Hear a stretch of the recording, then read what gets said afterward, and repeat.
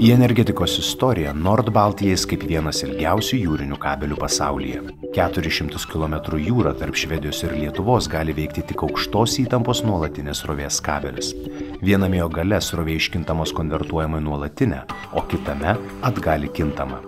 Baltijos jūroje tarp Švedijos ir Vokietijos, Suomijos ir Estijos, Danijos ir Norvegijos veikia apie 10 panašių nuolatinės srovės jungčių. Nordbalt kabelis buvo gaminamas net 2 metus.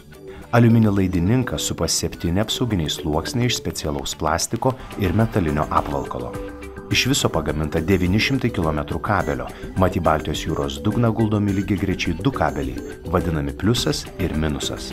Nors Nordbalt kabelio skersmuo yra kompaktinio disko dydžio, jam guldyti ant jūros dugno pasitelkiamas 3600 tonų keliamosios galios specialus laivas. Į jį per savaitę nenutrūkstamo darbo sukraunamos tik 2 kabelio atkarpos po 50 km, nes vienas kabelio metras sveria 30 kg. Su tokiu kroviniu jūroje laivas plaukia iki 10 mazgų per valandą greičiu.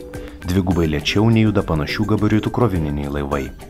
Kad būtų apsaugotas nuo žvejybinių tinklų ir inkarų, kurie gali pažeisti jungtį ir sutrikdyti elektros perdavimą, kabelis aukšto slėgio vandens srovės slepiamas po smėliu, o kur dugnas per daug kietas, užpilamas skalda.